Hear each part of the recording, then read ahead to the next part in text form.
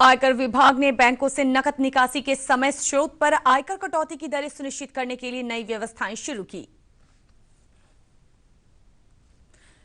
Patna AIIMS में कोविड-19 की vaccine का मानव परीक्षण आज से शुरू।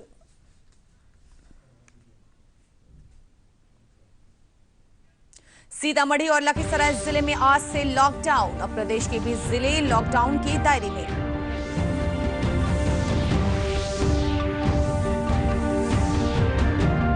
और कोसी समेत प्रमुख नदियों में उफान से सीतामढ़ी, मधुबनी, दरभंगा, पश्चिम चंपारण और सहरसा के निचले इलाकों में बाढ़ का पानी फैला। नमस्कार, मैं हूं प्राची। ये देखते हैं समाचार विस्तार से। आयकर विभाग ने बैंकों और डाकघरों से नकद निकासी के स्रोत पर आयकर कटौती दर सुनिश्चित करने का नया तरीका शुरू किया है। इससे बैंक और डाकघर आयकर रिटर्न न भरने वाले खाताधारकों के खाते से 20 लाख से अधिक की निकासी और आयकर विवरणी भरने वाले खाताधारकों के 1 करोड़ रुपए से अधिक की निकासी पर टीडीएस की दर तय कर सकेंगे। केंद्रीय प्रत्यक्ष कर बोर्ड सीबीडीटी ने कहा कि अब तक 53,000 सत्यापन अनुरोध इस व्यवस्था के जरिए सफलतापूर्वक निपटाए जा चुके हैं। सीबीडीटी ने कहा कि अब बैंकों और डाकघरों को धन निकालने वाले खाताधारकों का सिर्फ पैन नंबर दर्ज करना होगा और इससे स्रोत पर आयकर कटौती की दर का पता चल जाएगा। फिलहाल आयकर रिटर्न भरने वाले करदाताओं से 1 करोड़ रुपए तक की निकासी पर 2% की दर से कटौती की जाती है। आयकर रिटर्न न भरने वाले करदाताओं से 20 लाख रुपए से अधिक की निकासी पर 2% और 1 करोड़ रुपए से अधिक की निकासी पर 5% की दर से स्रोत पर आयकर कटौती होती है। कोरोना के बढ़ते संक्रमण को देखते हुए राजधानी पटना के एम्स में आज से कोरोना की वैक्सीन का मानव परीक्षण शुरू हो रहा है। एम्स से अधीक्षक डॉक्टर सीएम सिंह ने बताया कि वैक्सीन का परीक्षण 18 से 55 साल की स्वस्थ महिलाओं और पुरुषों पर किया जाएगा। सभी को वैक्सीन की 2 डोज दी जाएगी। पहली डोज के 14 दिन बाद दूसरी डोज दी जाएगी। इसके बाद इन सभी लोगों की जांच की जाएगी। इसके लिए 5 सदस्यीय विशेषज्ञों की टीम का गठन किया गया है। प्रदेश के विभिन्न जिलों से कल 1266 नए मामलों की पुष्टि होने के बाद कोरोना संक्रमितों की संख्या बढ़कर 16,305 हो गई। पिछले 24 घंटों में 962 लोग स्वस्थ हुए हैं, जिसके बाद स्वस्थ होने वाले लोगों की कुल संख्या बढ़कर 11,953 हो गई है। स्वास्थ्य विभाग से प्राप्त जानकारी के अनुसार वर्तमान में स्वस्थ होने की दर 73.31% है। प्रदेश में अब संक्रमण से 125 लोगों की मौत हो चुकी है। राज्य भर में 4,226 सक्रिय मामले हैं। प्रदेश में कोरोना संक्रमण में तेजी के कारण सीतामढ़ी और लखीसराय जिले में लॉकडाउन फिर लागू किया गया है। वहीं नवादा, बक्सर और सुपौल में इसे बढ़ाया गया है। अब राज्य के 20 जिलों में पूर्णबंदी लागू है। सीतामढ़ी में 20 जुलाई और लखीसराय में 19 जुलाई तक लॉकडाउन रहेगा। नवादा और सुपौल में इसे 15 जुलाई तक बढ़ाया गया है। बक्सर में 17 जुलाई तक पूर्णबंदी लागू रहेगी। लॉकडाउन के दौरान सभी निजी और वाणिज्यिक प्रतिष्ठान बंद रहेंगे। पूजा स्थलों और धार्मिक आयोजनों पर पाबंदी रहेगी। इस दौरान आवश्यक सेवाएं जारी रहेगी। ऑनलाइन खरीदारी की जा सकती है। सार्वजनिक परिवहन सेवाएं भी लॉकडाउन के दौरान जारी रहेगी, लेकिन निजी वाहन आवश्यक कार्यों के लिए ही प्रयोग किए जा सकेंगे। केंद्रीय उपभोक्ता और सार्वजनिक वितरण कार्य मंत्री रामविलास पासवान ने कहा कि प्रधानमंत्री गरीब कल्याण अन्न योजना के तहत जुलाई से नवंबर तक जरूरतमंदों और गरीब लोगों को दिए जाने वाले 200 मीट्रिक टन खाद्यान्नों में से 1,39,000 मीट्रिक टन खाद्यान्न राज्यों द्वारा लिया जा चुका है। श्री पासवान ने बताया कि 1 जुलाई से लेकर अब तक 11 लाख मीट्रिक टन से अधिक खाद्यान्न 396 मालगाड़ियों के जरिए राज्यों को भेजा जा चुका है।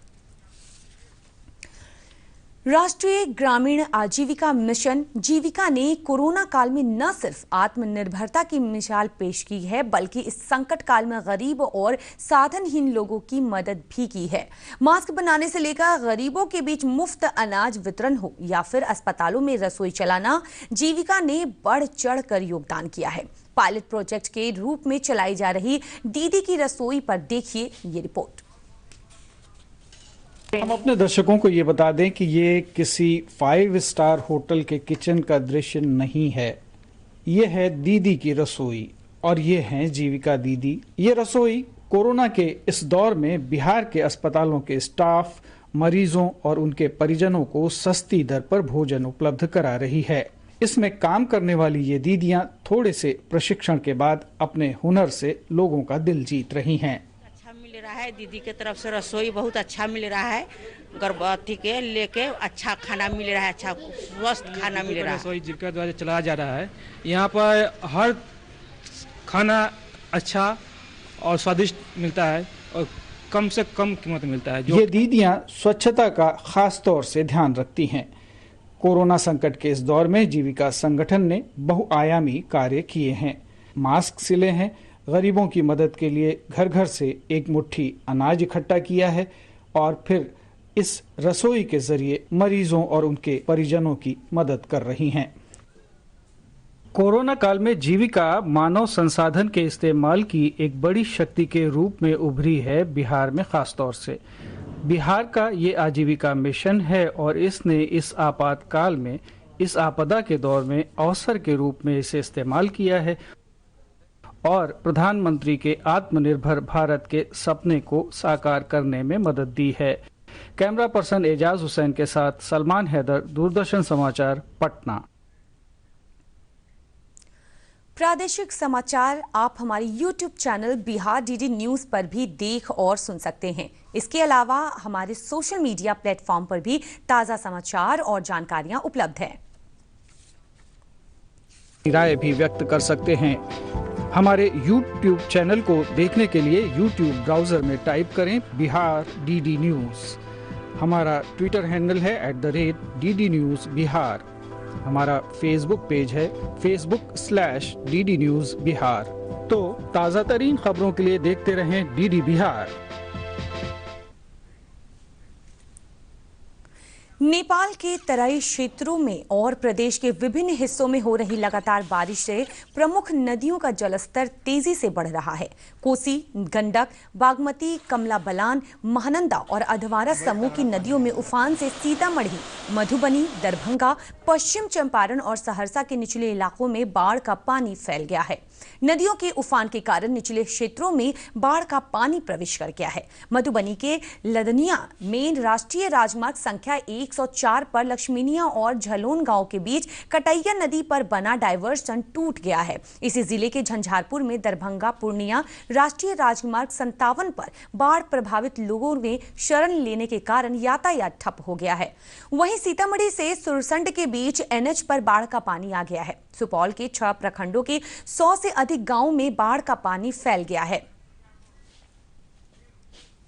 इधर शिवहर के पिपराही प्रखंड के बिलवा के पास बना सुरक्षा तटबंध भी ध्वस्त हो गया है, जबकि मुजफ्फरपुर के औराई के भगन बिघा पश्चिमी बागमती तटबंध के निचले हिस्सों में स्थित 1000 घरों में बाढ़ का पानी प्रवेश कर गया है। कोसी के जलस्तर में वृद्धि होने के कारण सहरसा जिले के 3 दर्जन गांव, मधेपुरा के आलमनगर और चैसा प्रखंड के 6 पंचायत और किशनगंज में दिघल बैंक, टेढ़ागाछ और ठाकुरगंज प्रखंड के कई गांवों में बाढ़ का पानी प्रवेश कर गया है। वहीं दरभंगा के कुशेश्वर स्थान, पूर्वी प्रखंड की 4 पंचायतों में भी पानी फैल रहा है। जिलाधिकारी त्यागराजन ने बताया कि संभावित बाढ़ के खतरे को देखते हुए नदी किनारे स्थित बसावटों में लोगों से सतर्क रहने की अपील की गई है। उन्होंने कहा कि आपदा मोचन बल को भी अलर्ट पर रहने का निर्देश दिया गया है और अगर जरूरत पड़ने पर बाहर जाएं, घर से बाहर जाएं। वहीं पटना में गंगा नदी का जल स्तर भी तेजी से बढ़ रहा है। पटना के दीघा घाट पर खतरे के निशान से 2.5 मीटर नीचे है, जबकि गांधी घाट पर 1.5 मीटर खतरे के निशान से नीचे बह रही है। सोन और पुनपुन नदी के जलस्तर में भी लगभग वृद्धि दर्ज की गई है। पुनपुन नदी श्रीपालपुर में और सोन नदी मनेर में खतरे के निशान के पास बह रही है। इधर जल संसाधन विभाग के अभियंता नदियों के किनारे बने तटबंधों की सुरक्षा के लिए लगातार निगरानी कर रहे हैं। NDRF और SDRF की टीमों को किसी भी स्थिति में निपटने के लिए तैयार रहने का निर्देश दिया गया है। प्रदेश के उत्तरी हिस्सों में लगातार बारिश का सिलसिला जारी है। मौसम विभाग ने पश्चिम चंपारण, पूर्णिया, अररिया और कटिहार जिले में अगले 24 घंटे में भारी बारिश और वज्रपात की आशंका जताई है। विभाग के अनुसार पूर्वी चंपारण, सीतामढ़ी, सुपौल और किशनगंज के क्षेत्रों में भी बारिश की संभावना बनी हुई है।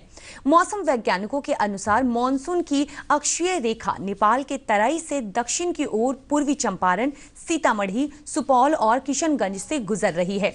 राज्य के पूर्वी हिस्से में भी चक्रवाती हवा का दबाव बना हुआ है, जिससे मधुबनी और इसके आसपास के क्षेत्रों में भारी बारिश हो सकती है, जबकि राजधानी पटना और उसके आसपास के क्षेत्रों में हल्की बारिश की संभावना है। इस दौरान वज्रपात की आशंका भी व्यक्त की गई है। राज्य के प्रत्येक खेत में सिंचाई सुविधा देने के लिए आज से प्लॉट वार सर्वेक्षण का काम शुरू हो रहा है, जो 7 अगस्त तक चलेगा। कृषि सचिव एन सरवन ने बताया कि इसके लिए सभी जिलाधिकारियों को सर्वे के काम में लगे कर्मचारियों को राजस्व गांव का डिजिटल नक्शा उपलब्ध कराने का निर्देश दिया गया है। सर्वे के लिए कृषि जल ऐप और वेब सॉफ्टवेयर तैयार किया गया है, जिसका प्रशिक्षण जिला और पंचायत स्तर के कर्मियों को दिया जाएगा। कोरोना के इस दौर में शरीर की प्रतिरोधक क्षमता बढ़ाकर ही हम संक्रमण से बच सकते हैं। बिहार के कई जिलों में विभिन्न प्रकार के औषधीय पौधों की खेती हो रही है, जो न सिर्फ शरीर की प्रतिरोधक क्षमता बढ़ाती है, बल्कि अनेक रोगों के उपचार में भी काम आती है। वैशाली जिले में औषधीय पौधों की खेती पर प्रस्तुत है एक रिपोर्ट।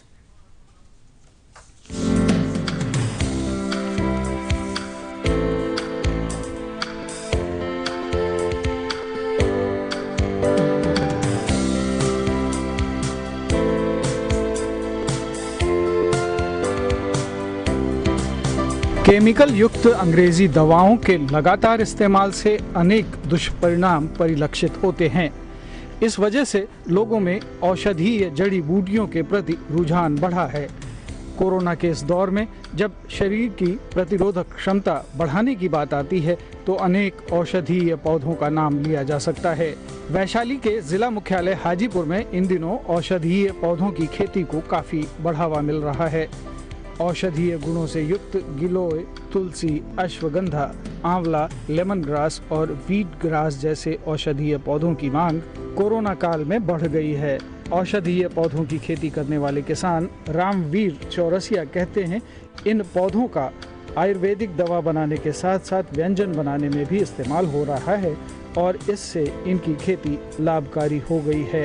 ये लेमन ग्रास का चाय पर डे लेमन ग्रास, गिलोय और तुलसी मिलाकर के एक काढ़ा बनाते हैं। सुबह की चाय के तौर पे इसका इस्तेमाल करते हैं और इससे क्या है कि ये कोरोना के बीमारी से भी होता है और शारीरिक रूप से भी हम लोगों को स्ट्रांग बनाता है। रामवीर चौरसिया औषधीय उत्पादन को लेकर बिहार सरकार, कृषि विश्वविद्यालय और अन्य कई संगठनों से सम्मानित भी हो चुके हैं।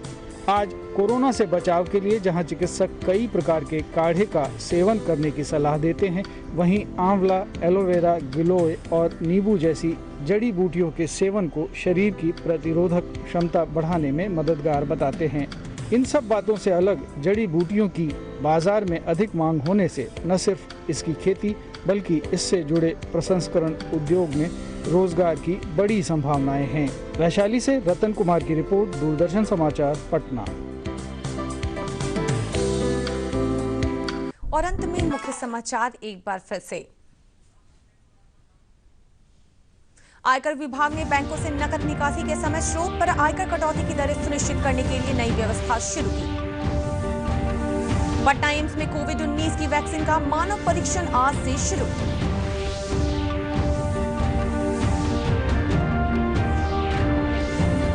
सीतामढ़ी और लखीसराय जिले में आज से लॉकडाउन और प्रदेश के 20 जिले लॉकडाउन के दायरे में।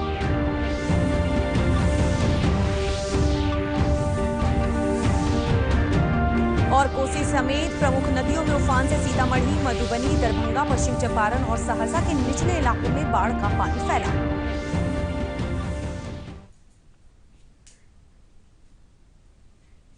इसी के साथ प्रादेशिक समाचार का बुलेटिन समाप्त हुआ। नमस्कार।